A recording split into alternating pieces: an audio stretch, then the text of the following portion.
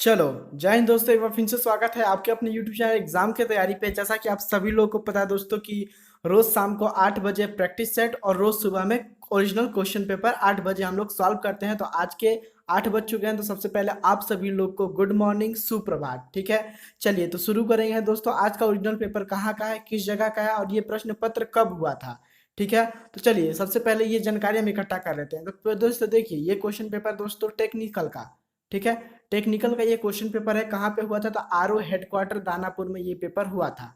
ठीक है दोस्तों, कब हुआ था, तो 2021 में ये क्वेश्चन पेपर हुआ था, यानी कि कुछ महीने पहले ये क्वेश्चन पेपर हुआ था। चलिए, तो टेक्नीशियन में देखिए दोस्तों, आपको मिलते हैं 200 नंबर के टोटल प्रश्न, जिसमें से पास होने के लिए आपको 80 नंबर लाने होते हैं। ठीक है, और टाइम ड्यूरेशन आपके पास होता है वही 60 मिनट का। ठीक है, तो इसमें दोस्तों सेक्शनों की संख्या काफी ज्यादा होती है। ठीक है, section A B C D E, ठीक है, ई एफ तक पहुंच जाता है। ठीक है, क्योंकि इसमें दोस्तों टोटल होते हैं कितने प्रश्न, 100 प्रश्न। ठीक, तो चलिए, ये सेक्शन ए का प्रश्न है दोस्तों, और सेक्शन में पूछा है सामान्य ज्ञान के प्रश्न। ठीक है, तो सबसे पहले दोस्तों एक कंफ्यूजन है कि काफी ज्यादा बच्चे बोल रहे थे कि सर आर्मी जीडी का करा दीजिए। ठीक है दोस्तों, यदि आपको आर्मी जीडी का भी सॉल्व करना है तो आप कमेंट बॉक्स में हमको बता दीजिए। कम से कम 10 बच्चे बता दें कि सर हम दोपहर में चाहते हैं कि आप आर्मी जीडी की क्लास लें ओरिजिनल क्वेश्चन पेपर की, तो हम दोपहर में 12 बजे आप लोग का क्लास ले सकते हैं आर्मी जीडी की, यदि 10 बच्चे कमेंट बॉक्स में हमको बता दे तो। ठीक है, तो जो बच्चों को आर्मी जीडी के क्लास चाहिए 12 बजे, वो फटाक से जाइए और जाके कमेंट बॉक्स में लिख दीजिएगा। ठीक है, तो चलिए दोस्तों, बाकी तो हमारा ये मानना है कि ज्ञान जहां से भी मिले, कुछ भी मिले, बटोर लेना चाहिए। ठीक है, तो चलिए क्वेश्चन पेपर को शुरू करते हैं। और आप सभी लोग से बोलते हैं दोस्तों, क्वेश्चन पेपर का लेवल थोड़ा टफ आने वाला है इस बार, तो आप लोग ना हर परीक्षा की तैयारी करिए। ठीक है, चलिए, तो ये आर्मी का टेक्नीशियन का है, तो इसकी भी आप तैयारी करिए। इसमें बताइए कि आप कितने पेपर को राइट मार दे रहे हैं। ठीक, क्योंकि आपको नुकसान नहीं करेगा क्वेश्चन। चलिए, तो क्वेश्चन जानते हैं। क्वेश्चन है दोस्तों हमारा कि संयुक्त राष्ट्र संघ का मुख्यालय कहाँ पे स्थित है। ऑप्शन ए पे है पेरिस, बी पे है लंदन, सी पे है न्यूयॉर्क और डी पे है नई दिल्ली। तो बताइए दोस्तों, हेडक्वार्टर ऑफ यूएनए लोकेटेड। ठीक है, where is the headquarter of UNA located. ठीक, चलिए बताइए, जो बच्चे बता रहे होंगे ऑप्शन नंबर सी को, उनका जवाब है एकदम राइट। ठीक है, कहाँ पे है, तो ये न्यूयॉर्क में है। ठीक है, तो बोलेंगे New York headquarter of UNA located. ठीक है, यानी कि न्यूयॉर्क में है। चलिए, अगला क्वेश्चन है दोस्तों कि वो कौन भारतीय थे जो भारत के गवर्नर जनरल बने थे।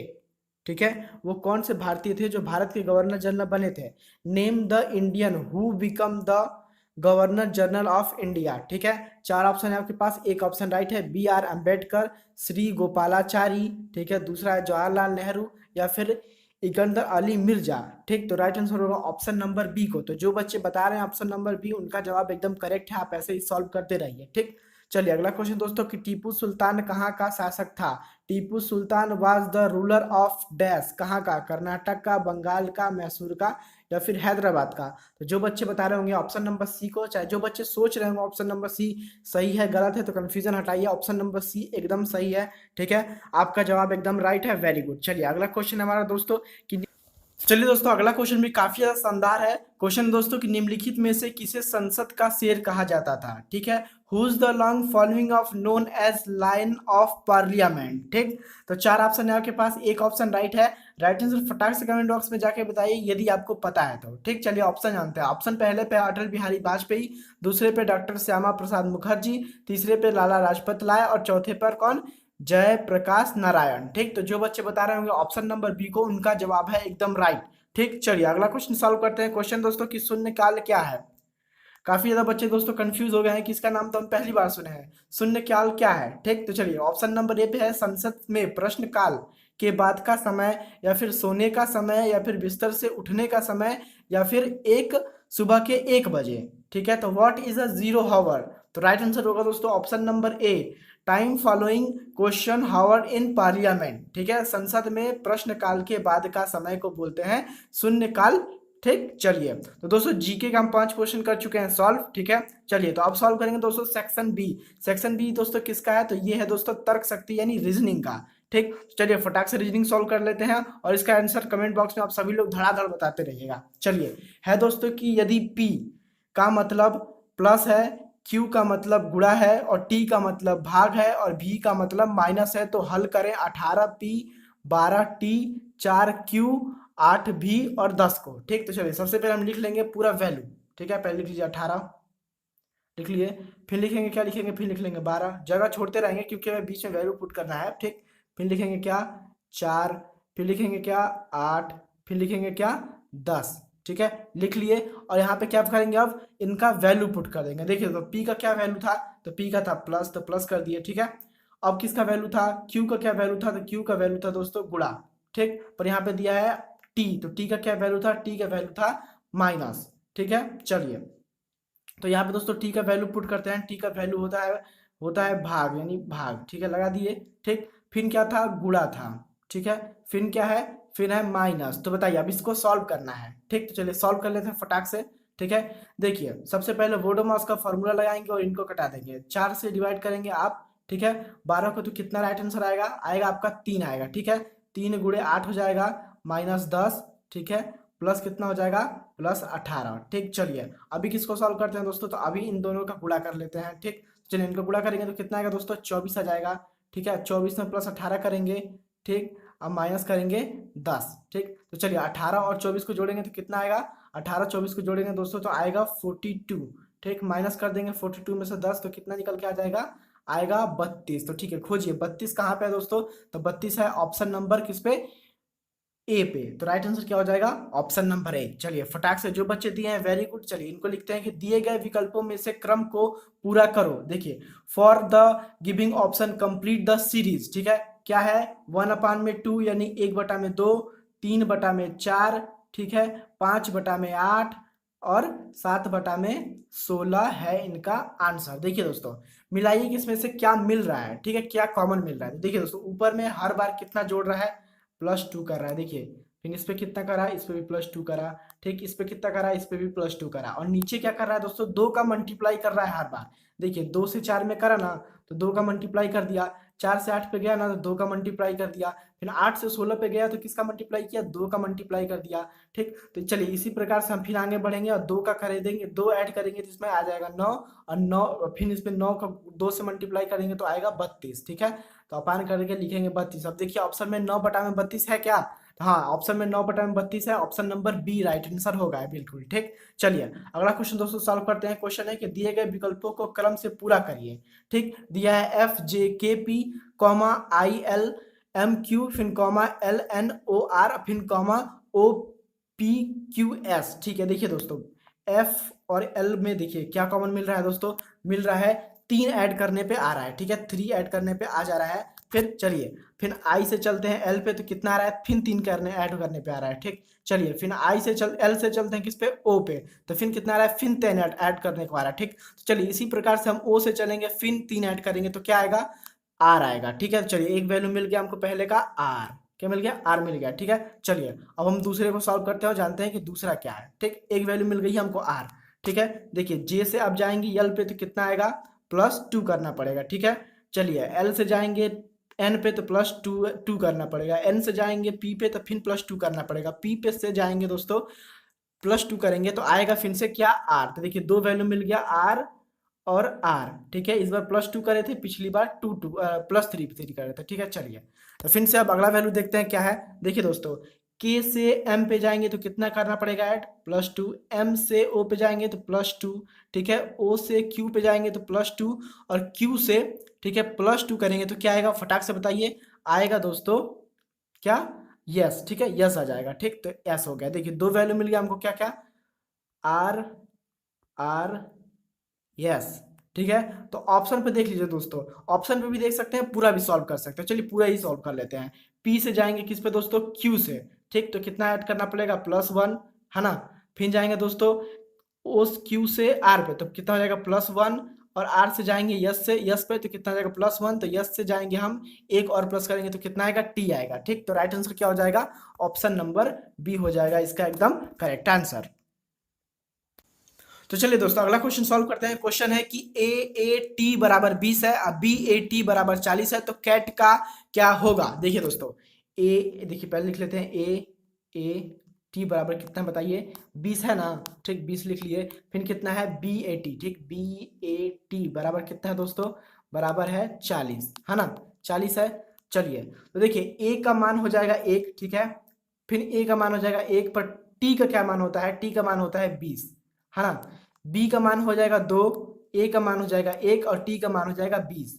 ठीक, तो इनको दोस्तों गुणा कर दीजिए। देखिए, 1 में 1 का गुणा करेंगे तो 1 आ जाएगा, 1 में 20 का गुणा करेंगे तो कितना आ गया, 20 आ गया। ठीक, अगर 2 में 1 का गुणा करेंगे तो 2 आ गया, और 2 में 20 का गुणा करेंगे तो कितना आ जाएगा, 40 आ गया। ठीक है, तो चलिए उसी प्रकार से हम कैट का भी कर लेंगे। देखिए, कैट में क्या होता है दोस्तों, सी है, ए है, टी है, तो सी का कितना वैल्यू हो जाएगा, 3 हो जाएगा, है ना। ए का 1 हो जाएगा और टी का हो जाएगा 20। देखिए, तो इसमें गुणा करेंगे तो ये 3 ही होगा, 3 में इसमें गुणा कर देंगे तो कितना आएगा, 60 आएगा। तो देखिए ऑप्शन नंबर डी इसका एकदम हो जाएगा राइट आंसर। चलिए अगला क्वेश्चन हमारे दोस्तों कि 20, देखिए 22 है, 21 है, 23 है, 22 है फिर से, ठीक है, फिर है 24 और फिर है 23। फिर पूछा है कि अब आगे का वैल्यू बताओ। ठीक है, कि अब आगे का क्या होगा। चलिए, तो घबराने की बात नहीं है, सॉल्व करते हैं। देखिए यहाँ से बढ़ाया दोस्तों कितना, +2 करा है, नहीं +1 करा है। ठीक है, सॉरी +1 करा है, फिर 23 से ले गया है 24 पे तो क्या करा है, +1 करा है ना।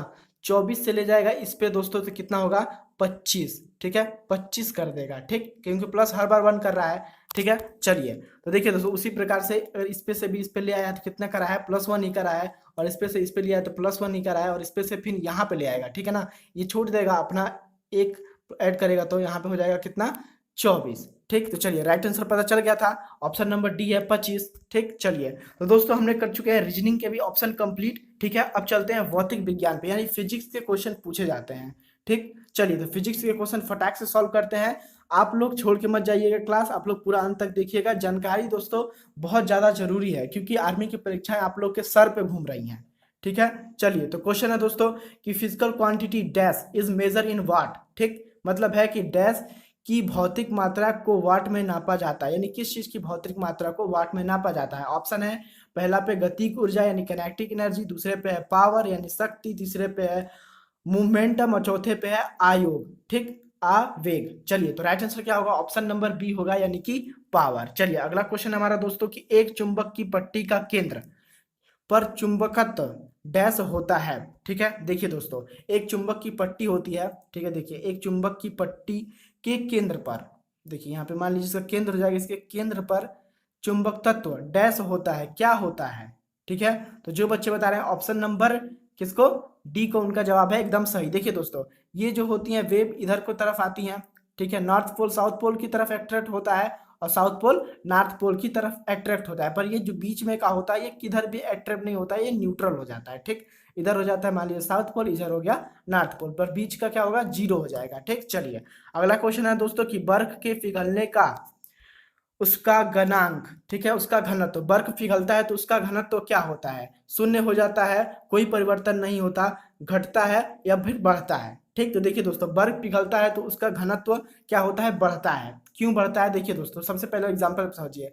मान लीजिए बर्फ है, ठीक, और बर्फ क्या होता है, पानी में तैरता रहता है, तो बर्फ का कितना भाग पानी में तैरता रहता है, तो 1/9 भाग, ठीक है, पानी में तैरता रहता है, यानी कि बर्फ का घनत्व कम है किससे, पानी से, तभी उसमें तैर रहा है। बर्फ का घनत्व यदि पानी से ज्यादा होता तो वो डूब ना जाता।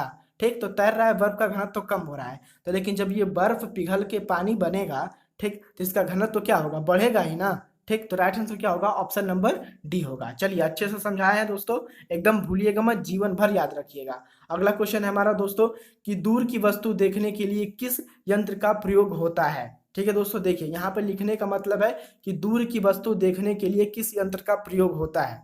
ठीक, चलिए दूरबीन का भी दोस्तों प्रयोग हो सकता है यहाँ पर यहाँ पे दिया नहीं है ऑप्शन में, तो इसीलिए दोस्तों क्या बनाएंगे, ऑप्शन नंबर सी, यानी कि टेलीस्कोप का प्रयोग किया जाता है दूर की वस्तु देखने के लिए। जैसे चंद्रमा को देखना है, कोई किसी दूसरे ग्रह को देखना है, मतलब पृथ्वी पे बैठे बैठे, तो आप टेलीस्कोप के प्रयोग से आप देख पाएंगे। ठीक, एल्युमिनियम का प्रयोग दोस्तों नहीं किया जाता है। टेलीविजन तो घर में देखी जाती है, और सूक्ष्मदर्शी से बैक्टीरिया, वायरस या फिर ये सब जीव देखे जाते हैं। ठीक है, चलिए अगला क्वेश्चन है कि एक परिपथ में वोल्ट मीटर सदैव डैश में जुड़ा होता है। ठीक है, ऐसा कौन सा परिपथ है दोस्तों जिसमें वोल्ट मीटर हमेशा डैश में जुड़ा होता है। ऑप्शन ए पे है समांतर, बी पे है श्रृंखला, सी पे है त्रिकोणी, या डी पे है श्रृंखला या समांतर। ठीक, तो राइट आंसर होगा दोस्तों ऑप्शन नंबर ए, यानी कि समांतर परिपथ से जुड़ा होता है वोल्ट मीटर।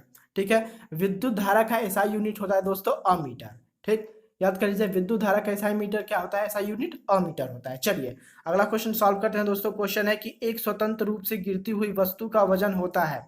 मान लीजिए कोई वस्तु है दोस्तों, फ्री फॉल गिर रही है, छत पे से उसको आप गिरा दिए नीचे, ठीक है, समझने की कोशिश करिए। ठीक, तो पूछा उसका वजन क्या होगा। ऑप्शन ए पे है वजन का दोगुना, जितना वजन उस पे था उसका दोगुना वजन हो जाएगा, फिर ये वजन का आधा हो जाएगा, या फिर वजन का शून्य हो जाएगा, या फिर द्रव्यमान के बराबर रहेगा। तो देखिए दोस्तों, इसका राइट आंसर होगा ऑप्शन नंबर सी। ठीक है, जब वस्तु हवा में से नीचे गिरती है तो फ्री फॉल में गिरती है, और जब कोई भी वस्तु फ्री फॉल में गिरती है तो उसका कोई वजन नहीं होता है। ठीक, चलिए अगला क्वेश्चन है हमारे दोस्तों की त्वरण की इकाई है। ठीक है, यूनिट ऑफ एक्सीलरेशन इज। ठीक, तो फटाक से बताइए। ऑप्शन है आपके पास मीटर प्रति सेकेंड स्क्वायर, या फिर मीटर सेकेंड, ठीक, या फिर जूल, या फिर न्यूटन। ठीक, चलिए बताइए फटाक से। चलिए, तो जो बच्चे बता रहे थे ऑप्शन नंबर ए को यानी मीटर प्रति सेकंड को, उनका जवाब है एकदम करेक्ट। चलिए अगला क्वेश्चन है दोस्तों कि एक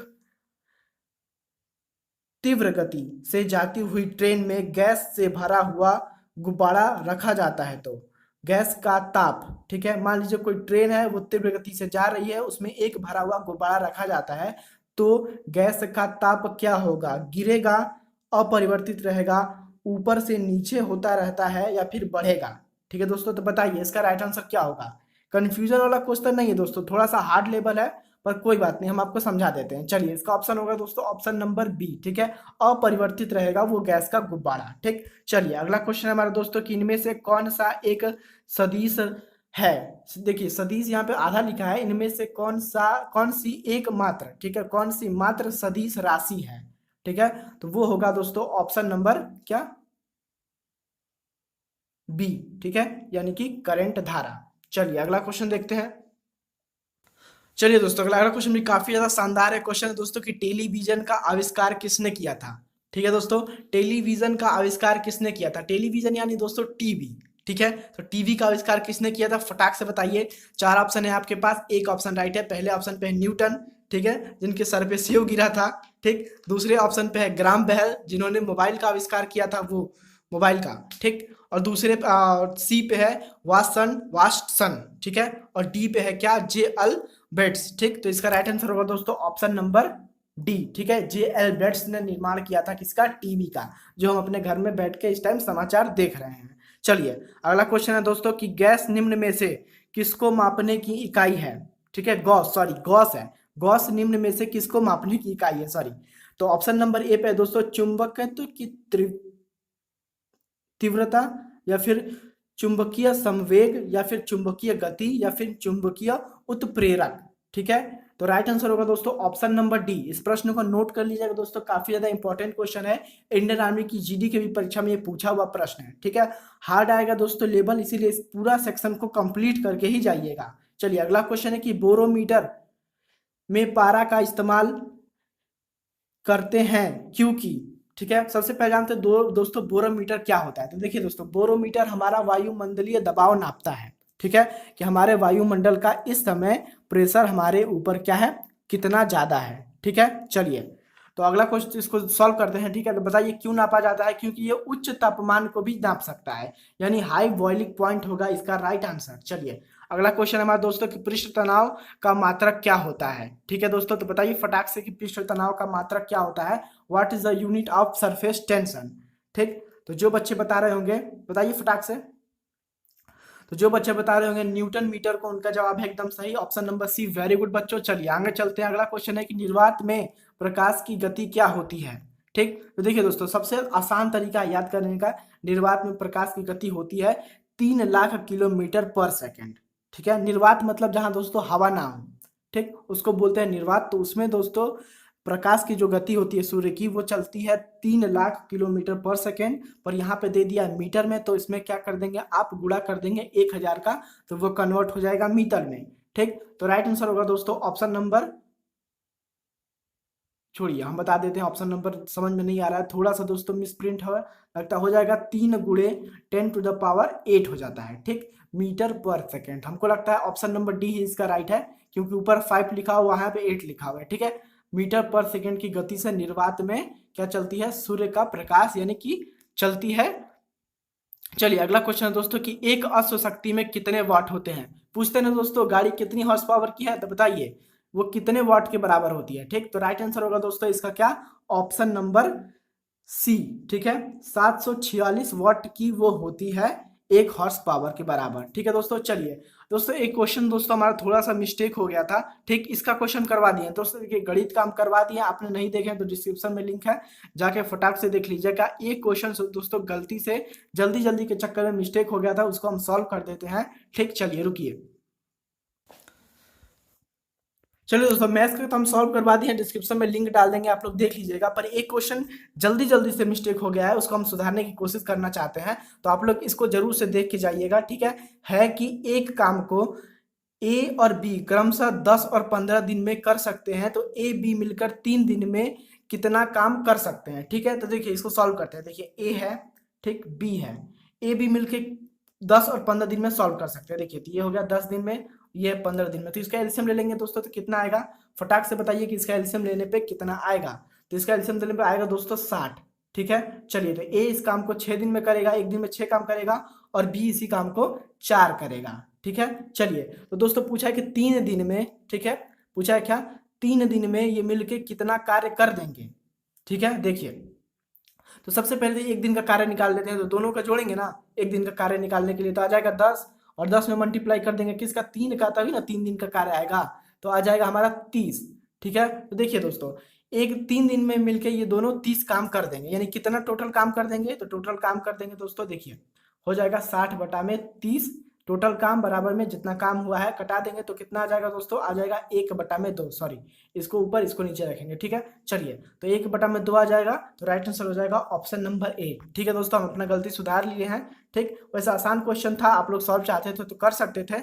I really appreciate your time दोस्तों। कल शाम को आना ना भूले, सॉरी आज शाम को आना ना भूले 8 बजे लाइव प्रैक्टिस सेट सॉल्व करने, और इस वीडियो मैथ के वीडियो का डिस्क्रिप्शन लिंक में है, तो प्लीज आके इस मैथ को भी सॉल्व कर डालिए। ठीक है, चलिए मिलते हैं आपसे अगली वीडियो में। I really appreciate your time.